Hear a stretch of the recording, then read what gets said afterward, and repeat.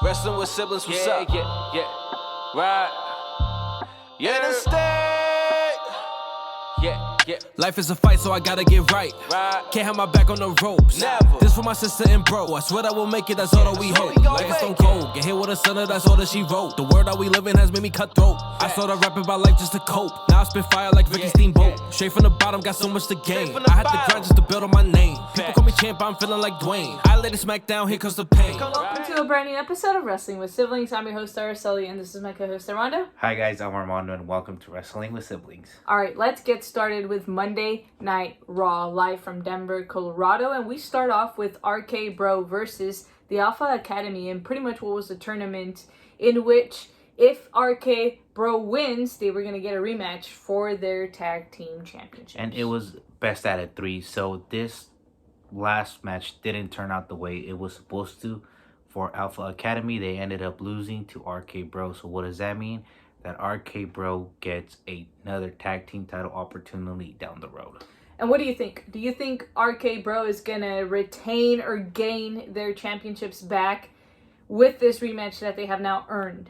I think they figured out how to get into the mind of Otis and Chad, and by doing that is by playing the mental games like they did. So now that they figured out that part, I think they have a high chance of beating the Alpha Academy. I 100% agree, but I could also see them turning on each other. I don't know if this is the right time. I know we've kind of seen it here and there where it's been teased, but I think we've gotten to see another side of Randy Orton that we've never seen before. Usually Randy, if they go out and attack his partner, he's kind of like, who cares? In this case, he's always come out to defend Riddle, and I think that's something that we have to keep in mind. I think he really has some sort of appreciation for him, and I would be very, very careful if I was the Alpha Academy. I have to agree with you on that part. Randy Orton has changed because usually he attacks his partner, but I also think that it's a matter of time before he does.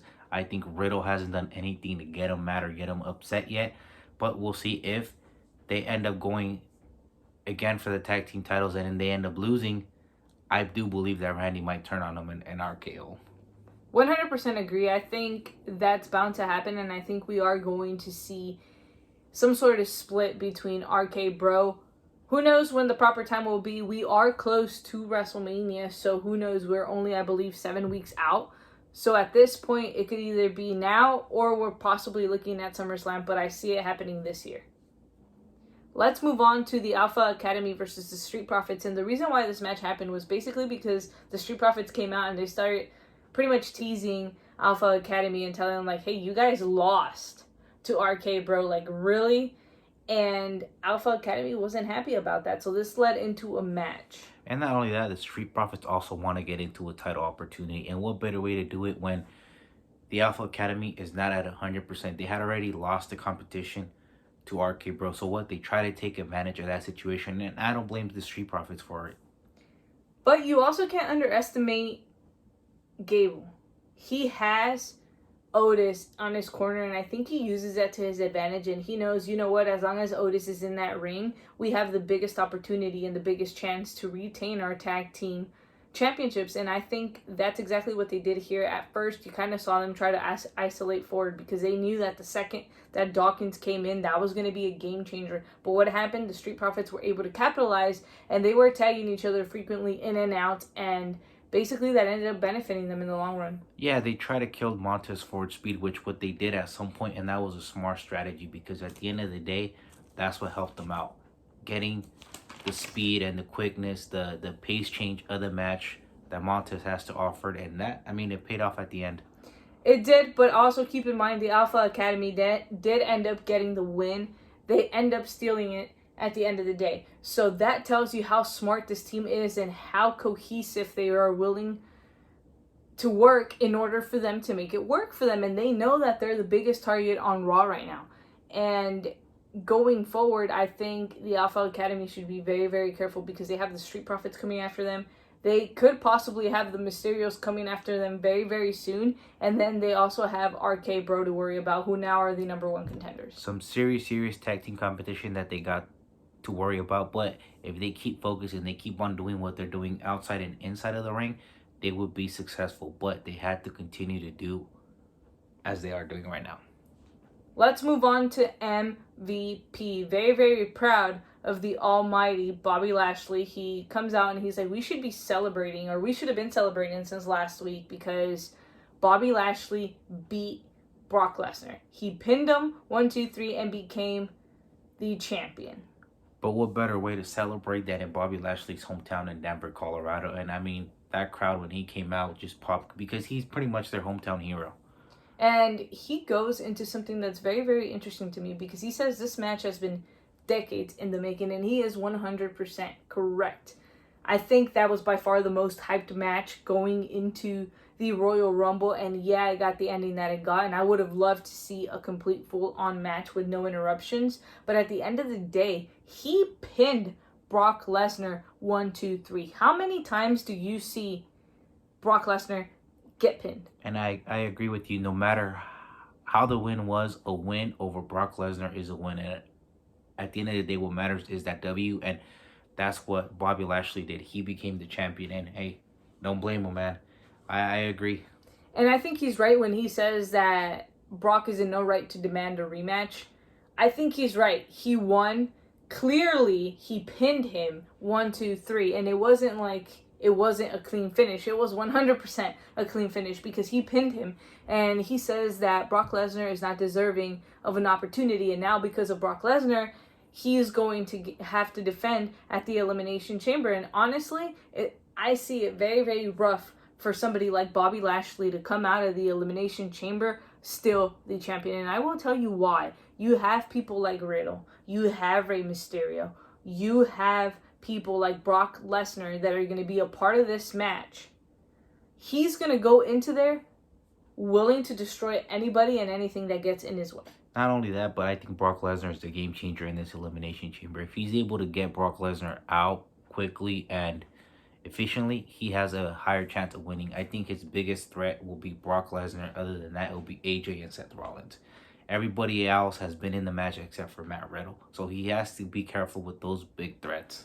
Yes, he 100% does have to be careful with all of those big threats. If Brock Lesnar's not one of the first ones eliminated, forget it. He's going to take the whole thing. I can guarantee it right now. But also, I think at this point, this is where Seth, Riddle, AJ, and everybody involved in this match has to get together and be like, how do we take out Brock Lesnar to even out our odds? Because if they don't take him out, you can pretty much guarantee Brock Lesnar is coming out champion. And following back, Brock Lesnar got inserted into this match. Means if he loses, he still has another opportunity. Why? Because keep in mind, he was the winner of the Royal Rumble. So what does that mean? He gets a title opportunity at WrestleMania. So again, he has another opportunity if he loses, but pretty difficult for him to lose in this scenario. Again, it's the chamber. Anything could happen. And all it takes is one mistake for Brock Lesnar or Bobby Lashley to lose, or any of those guys, and they could win it. So they're all experienced, and they all been in the chamber before. From what we know this far, Brock Lesnar said he wants to see the WWE Champion Brock Lesnar versus the Universal Champion Roman Reigns. That is his dream match. That is the goal going into WrestleMania, and that's why he's targeting Bobby Lashley right now, because he wants that championship to be able to make champion versus champion. Now, if we do get a champion versus champion at WrestleMania, I can expect that match to be a winner takes all. Yep, I have to agree with you on that one. All right, let's move on to the next match of the night, which was Damian Priest versus AJ Styles. This is by far one of my favorite matches of the entire night. I think we saw a completely different side of Damian Priest. We didn't see him get as angry as he normally would. I think he was really able to control it. But I think we saw him be a lot more different because he was kind of trying to adjust to AJ Styles' style. Yeah, and AJ Styles has been carrying that momentum. He already qualified into the Elimination Chamber, and today he proved to us why he is in the Elimination Chamber match. And Damian Priest came from a tough loss last week from Kevin Owens. He was trying to recuperate. So what does he do? He tries to keep himself calm. He did get frustrated at points throughout the match, but he was able to keep his cool. And AJ Styles, very, very smart. He's like, you know what? I cannot let him get angry. I just got to have a clean fight. And sure enough, that's what he did. And he ended up beating him. That's where the experience played a huge factor. 100%. If I was Damian Priest, I would be very, very careful, because if AJ Styles does not come out number one contender, I can pretty much guarantee he's going to try to go for the United States Championship. And that's something I would like to see. I would really like to see AJ Styles as champion. Do I think he needs it? No, I don't think he does. But I think he could do so much with that title. And given props to Priest, he's defended it every single week from as far as I can remember. But this was definitely a match to remember from Damian Priest. Yeah, and if anybody could take the title away from Damian Priest, it's going to be AJ Styles or Kevin Owens. I mean, those two are the top guys right now on Raw. They've been carrying a lot of momentum, and those are the guys that I've seen that could defeat Damian Priest. I think one of the biggest things that Damian Priest did right in this match is that he slowed down AJ Styles. And that really gave him the biggest advantage going into this match. And he figured it out. He was like, if I can slow down AJ Styles, that's already going to put me ahead of the game. And that's exactly what he did. All right, let's move on to Miz TV with, obviously, Maurice. And the special guest stars were none other than the Mysterios. Yeah, and we all know what the Miz was trying to do at Miz TV. He was trying to pick a bone with the Mysterios. And not only that, trying to make a wedge in between them as well, between father and son, and pretty much telling them, like, look, I outsmarted you guys, and your father's a legend. How could he fall for that? Yeah, so he is definitely onto something. We know who the Miz is, and we know what he wants. What he wants is to tear these two apart, and unfortunately, he wasn't able to do it. And he got under Dominic's skin to the point where he was like, are you sure that Eddie isn't your father? I mean, again, this leads into a storyline years ago where we got to see Rey Mysterio versus Eddie Guerrero for the custody of Dominic, and this really set off Rey. Rey was so ready to go after Miz, but Dominic stops him, and Dominic's like, you know what, I'm going to defend the honor of this family. And what does he do? This leads into a match between Dominic and Miz. Yeah, and I think this time the Mysterios were prepared. They were like, okay, you know what? If the Miz tries to pull something strange or something, then we're prepared for it, and we're going to be ready. And sure enough, that's what they did. We could say they outsmarted the Miz in his own game. Yes. And Maurice obviously got kicked out of ringside because she got caught trying to help Miz. And in this case, Rey Mysterio saw the opportunity. And again, the veteran experience of Rey Mysterio. He took advantage of that, and he was like, you know what? This is my moment. And that's how Dominic was able to get the win over the Miz. And I think this is probably one of the biggest wins in Dominic Mysterio's career. I have to agree, because why Dominic Mysterio beat someone like The Miz? We know what The Miz has accomplished in the WWE, and this is a huge win and a huge momentum for Dominic. He has been improving so much ever since he got signed to the main roster, and we've seen his development. He has had some downs and ups, but it's normal. It happens to everybody. 100% agree with you on that one. All right, let's move on to the very next match of the night, which was Bianca Belair versus Nikki Ash. I think Bianca Belair is probably the most dangerous competitor going into the Women's Elimination Chamber match. We know how powerful she is. We know what she's capable of doing inside of the ring, and when she's literally concentrated and when she wants something, she gets it, and she knows exactly how to do that. Yeah, and this is a whole different side of Nikki Ash as well. Why we've seen her attack Rhea Ripley, and now she's more aggressive. She's a little bit more hungry. She's like, you know what? I don't care. I'm going to do whatever it takes to win. So we did see that version of Nikki Ash. And Nikki Ash is starting to unleash herself. She's starting to let herself go, but in a good way. It's really showing what she's capable of doing. And she knows that going into the chamber, what she has to do in order to defeat the rest of the women, to be able to get a championship opportunity against Becky Lynch at WrestleMania. And we know it's going to be Becky Lynch. Why? Because Ronda Rousey already decided who she's going to be picking. So if I were Becky Lynch, I would be paying very, very close attention to this match, because out of all of those women, I think Bianca Belair is probably the one with the biggest opportunity. Yeah, and not only that, like you said, Nikki Ash, if she wants to make a statement like, you know what, I'm back, what better way to do it than defeating Bianca Belair? Why? Because Bianca Belair, if you could agree with me, is pretty much the starter beat. If you could beat Bianca Belair, you're pretty much next in line into that title picture against Becky Lynch. So this was a huge opportunity for Nikki Ash.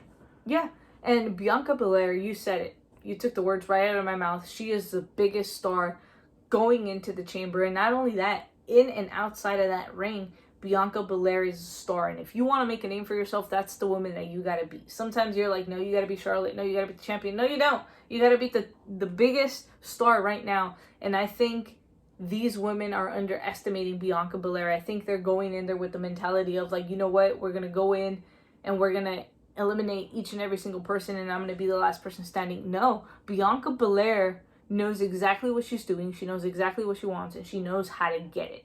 And she is going to dominate and go through every single one of those women if those women don't go in with the plan. I have to agree with you on that 100%. She cannot make a mistake. She has to be focused. And other than that, I do see her coming out victorious. All right, Kevin Owens versus Austin Theory. Going into this match, I think Kevin Owens was not 100%. And I will tell you why. Previously, before this match, you see him talking to Seth Rollins. And he's like, you know what? If I win this match, I'm gonna earn myself an opportunity to be inside of the chamber. And he was convinced that him beating Austin Theory tonight was going to give him an opportunity at the Elimination Chamber, but he was wrong. And I think throughout this entire match, that's exactly what he was thinking about. And I think Austin knew that, and he knew, you know what, I could potentially capitalize on something like this, but at the end of the day, it didn't work out for Austin Theory. Kevin Owens just has that momentum. He, like you said, if he won today, he thought he was going to impress Adam Pearce and Sonya Deville and be like, wait, we made a mistake.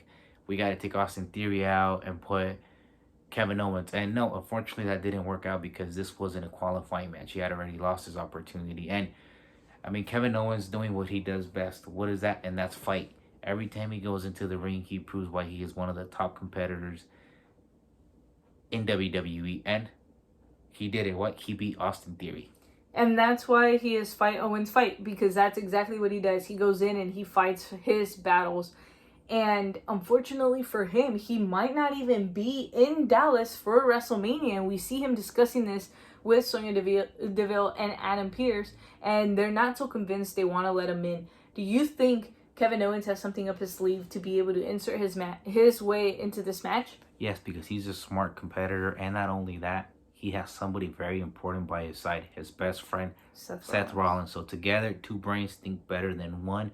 And I'm pretty sure they're going to come up with a master plan to get into WrestleMania. What could it be? I don't know. It might be the tag team titles. Who knows? They seem to be getting along. But I'm pretty sure those two have a plan to get into WrestleMania. I 100% agree with you on that one, but I also don't trust this team. Given the fact that it is Seth Rollins and Kevin Owens, we've seen the history that both of them have had. We've seen Seth betray his partners before, and we're not just talking about the Shield. We're talking about Austin Theory. We're talking about anybody that's ever stepped foot with Kevin Owens, Sami Zayn. These two have a history of them not being able to get along with their peers. And me seeing Kevin Owens talk about, you know what, you should go talk to Adam Pearce and Sonya Deville and tell them that they need to put me in this match. And Seth just kind of sits there like, well, I don't know if that's how it works. I think he knows how big of a threat Kevin Owens is if he does get inserted into the Elimination Chamber and how the odds are going to change if he ends up in that match. So I definitely do think together they're both going to come up with some plan, but I think individually they both have their own individual plans of how they're going to make their journey to WrestleMania. It's a master plan. They both think that if they're champions, they're going to give the title opportunity to each other, and that's not how it's going to happen. But again, it's going to be a step closer to them. So I don't know what they're going to do. They probably have something up their sleeve. We just have to wait and see what it all turns out to. All right, let's move on to Lita. Amazing. I think this is going to be one of the most talked about matches for years and years and years and years to come. She basically comes out and she's like, you know what? I still have one last run left in me. And she comes out and she's like, you know what? As long as I'm here and as long as the WWE Universe is here, we're going to have a Lita for a really long time. And Becky Lynch comes out and she interrupts and she's like, you know what? It's amazing to hear you say all of these things, but Becky isn't so convinced. She's like, you know what? Like, I'm going to destroy my own hero at the Elimination Chamber and I am going to retain my women's championship. I can see where Becky Lynch is coming from. I mean, you put all these incredible women that have faced Becky Lynch and none of them has been able to defeat them. And if she has lost a couple matches, but she has pretty much gone through all the top stars that were put in front of her. So she has confidence. She's like, you know what? I could beat Lita. But again, Lita is a whole different ballgame. You haven't faced someone like Lita. Yeah, you have Charlotte, you have Sasha, you have all of them, but Lita is a whole different ballgame. Lita's out of this world. She is someone you don't see every single day. You know, and she came from an era where they had to fight, crawl, scratch to get any opportunity. So she knows how to take advantage of an opportunity that's given to them. Becky Lynch, yeah, she had to go through the exact same struggles, but at the end of the day, like you said, she hasn't faced somebody like Lita. And Lita, I think she's going into this match very, very, very confident. I think she's been doing her homework on Becky Lynch, and I think she's going to find Becky's weak points and exploit them. But I also feel like Becky Lynch knows. She knows the history of Lita. She knows who Lita is, what she's capable of doing inside of the ring, and I think with the experience now that Becky Lynch has, I think she has an opportunity. Do I see Lita beating her? Possibly. I think Lita might be the person to do it. Do I think it's the right call 100%? However, I think Becky Lynch is going to make a star at WrestleMania, and by that I mean somebody that we don't think is going to win at WrestleMania. I think if Becky Lynch continues to do what she does and doesn't change her strategy, she has a huge advantage of beating Lita. Another thing too, Lita hasn't been in the ring for almost 10, 15 years. So that's a huge advantage right from the get-go for Becky Lynch. Why? Because the cardio. The ring rust, I don't think you're going to see it as much. But if this match goes in deep, Becky Lynch will have the advantage from the get-go. So there's the pros and the cons for both of these women. Again, this is a tough one. If you have me pick, I don't know. I kind of want Lita. But at the same time, Becky Lynch has gone through all of them, and she's learned how to survive, and she's willing to do whatever it takes. So I'm probably going to have to go with Big Time Bex on this one because she wins those big matches, and this is a big match. Lita is a 4-time women's champion. She thinks she could make it 5 times. I mean, like Armando said, this is a hard one because you have the experience of Lita. She's a Hall of Famer now. Yes, she hasn't been in the ring for so long, but the times that we've seen her at the Rumbles and the little matches that she's had here and there, you can tell she's still got it. And if I were Becky Lynch, I would be nervous as hell going into this match because I don't know what to expect from Lita. And I think that's Lita's biggest advantage right now going into this match. Yes, she hasn't wrestled in 15 years, but that also means she could be training and coming up with new strategies, new moves. She could completely shock Becky Lynch, and Becky Lynch might not even be ready and prepared for that. So I think that's Lita's biggest advantage going into this match. And Becky Lynch, she's Big Time Bex. As you said, she wins all of the big matches. She knows how to get inside of her opponent's head while she's wrestling them in order for her to gain the victory. And to be completely honest with you, I can see Big Time Bex walking into WrestleMania as Big Time Becky Lynch at WrestleMania. Yeah, because she has won of those big matches, and like you said, both of these women cannot let the emotions get the best of her. One for Lita because she's going to be anxious, she's going to be hungry, like okay, she cannot get frustrated. And again, Becky Lynch is like, oh my god, I'm facing Lita, I'm going to try to impress her. So maybe if you're trying to impress her, you do a move that you're not supposed to do, and you end up making a mistake, and Lita capitalizes. So it goes both ways on either of the match. It's a huge match for both of them, but again, the momentum, the one that's been wrestling the most has been Becky Lynch, and she has won all the big time matches, so we'll go with Becky. Let us know in the comments below who you think is going to walk out of the Elimination Chamber as the Raw Women's Champion, because this is for sure going to be interesting. This is going to change the entire momentum of the Elimination Chamber because the winner of the Elimination Chamber faces the Raw Women's Champion at WrestleMania. So, if Becky Lynch were to lose, who does Lita face at WrestleMania? This is going to change the entire complexion of your WrestleMania card. So, with that in mind, I don't know, man. I think we're going to have to go with Big Time Bex here. Let us know the winners of your guys' who do you guys think is going to win in the Elimination Chamber? So, we'll see. Let us know. Let's move on to Liv Morgan versus Dewdrop. Right off the bat, Liv Morgan starts off with the speed. You can see the momentum that Liv has, and she's continued to go with that momentum ever since she's been facing Becky Lynch. You see this new confidence in Liv Morgan, the way she carries herself, and you can tell she's very, very proud of the in-ring work that she's doing in the last couple of months. And not only that, Liv is gonna walk in to the chamber knowing that this is gonna be her last opportunity to get a title shot against Becky Lynch or Lita, whoever. So she knows what's on the line. Yeah, the pressure is on her. Can she do it? Yes. But again, she's going to walk in with a lot of pressure, knowing that, you know what, I have to win. I have to do whatever it takes to win, because this is potentially my last opportunity to go on to WrestleMania and my last title opportunity. Correct me if I'm wrong. Liv Morgan has been in the most Elimination Chamber matches thus far out of any of those women that are stepping into the Elimination Chamber. If that is the case, she is walking in with the biggest advantage. Why? She knows what she's expecting. She's faced every single one of these competitors. Yes, she lost to Dewdrop, but she really showcased and gave Dewdrop literally a run for her money. She gave her the fight of Dewdrop's life, and I think at this point, I would be very concerned and very worried because Liv Morgan is in this match. And I think she, out of all the competitors there, she is the hungriest, because she hasn't tasted that title yet. So she wants it. You could tell she wants it. Like, again, she's going to walk in with pressure. Can she do it? Yes. It's just a matter of her focusing and keeping her mindset. Who's in this match? We have Rhea Ripley, former women's champion. Nikki Ash, former women's champion. We have Dewdrop, who's hasn't been a champion. Not been a champion, but has gotten an opportunity.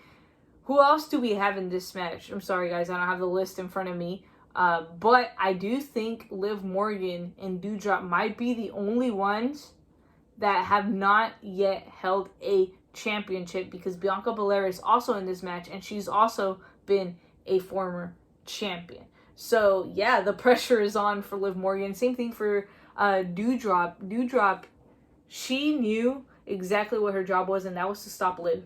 And that's exactly what she did, and that's how she was able to beat Liv Morgan. Hey, and that's how she got into the title picture. She stopped Bianca Belair, and she also stopped Liv. So kudos to Dewdrop. Again, another one that has a huge potential to win just because of the size advantage. She is a total powerhouse, and if she goes in there, she's going to dominate, especially if she is the last contender to go in. So whoever goes in last is going to be the one with the most advantage. Yes, and let's move on to our main event, which was Matt Riddle versus Seth freaking Rollins. Again, this match had all the potential to be match of the night, and sure enough, it delivered. I think there was a different type of Seth Rollins that we saw. He was angry, he was upset, but I think he was really trying to prove a point out there. I think he was trying to prove, you know what, going into the chamber, I'm going to be the toughest competitor to take out during that match. And I believe it. I think with the momentum and the stamina and the condition that we see Seth Rollins perform at, I think he's going to be probably the most dangerous man, aside from Brock Lesnar, going into the chamber. And if I were Seth, I would focus on getting Brock out. Yeah, and who has defeated, one of the few that has defeated Brock Lesnar is Seth Rollins. So he knows how to do it. Again, positioning in the chamber is going to be very, very key. If he's going to be the last one, huge advantage. If he's the first one, that's pretty much one of the toughest ones, because you got to power through, and we know the damage that cage brings to everybody, no matter who you are. And Riddle, he completely held his own against Seth freaking Rollins. He gave Seth the fight of his life, but unfortunately that was cut short, because then we see Kevin Owens come out and randomly out of nowhere attack Riddle. I don't know if he was trying to prove a point or if he was trying to show Seth Rollins, you know what, I really truly am here for you. I need you to come through and go talk to Adam Pearce and Sonya Deville and have them insert me into the chamber match. I don't know if that's what Kevin Owens was trying to do, but at the end of the day, he cost a very, very important match for Seth Rollins. I agree with you on that part, but I also think that he was trying to get rid of Riddle, meaning if I go out there, attack him, and Riddle gets hurt, then who gets inserted into the Elimination Chamber match? Kevin Owens. So again, These guys have everything planned, whether it's Kevin Owens or Seth Rollins. Whatever they do, it is for a purpose. 100%. And then you see Randy, who comes out and he's like, you know what, I am not going to let you treat my tag team partner this way. And he comes out, he defends Riddle. Randy got involved. This kind of led into a tag team match between RK Bro, and then we saw Seth Rollins and Kevin Owens. This was very, very interesting because Seth Rollins was able to get a victory over RK Bro. And then we see Randy RKO Kevin Owens, and Seth is just laughing at Kevin Owens. I am telling you, there is something suspicious going on here, and I do not trust Seth Rollins one bit. I think he definitely has something up his sleeve, either to get KO inserted into the chamber match or to just completely get rid of Kevin Owens. I think he's trying to get him inserted into the Elimination Chamber. Why? Because he knows the advantage he has. Look what they did in that Fatal 5-Way. They completely annihilated the competition, and once they were working together, they destroyed everybody. So that's what he's trying to do. But again, he sees out of everybody his biggest threat, Kevin Owens. 100%. And I think it's going to be very interesting to see what happens next week. Because keep in mind, that is the last show before we see them at the Elimination Chamber. Personally, I agree, though. I do think Seth Rollins has a plan up his sleeve. And not only that, they beat the former tag team champions. So that puts them as a serious threat again for Otis and Chad Gabriel. So that's another team you got to keep a lookout. I mean, if they got a victory over RK Bro, you know, don't be surprised if they come after you. Again, everything they do, these guys are smart. It's a strategy. They might be faking, you know what, we're not getting along right now or whatever.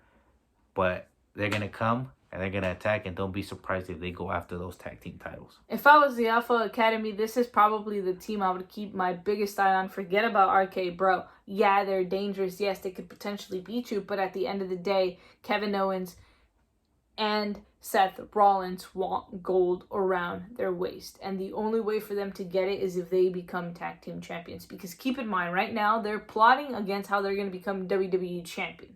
But that includes just one of them becoming champion. If they want to get the best of both worlds, they just become tag team champions, and they both become champions, and they can dominate the tag team division while they're also on their road to getting their WWE championship. But I mean, if I were them, it's looking like it's going to be Brock Lesnar versus Roman Reigns.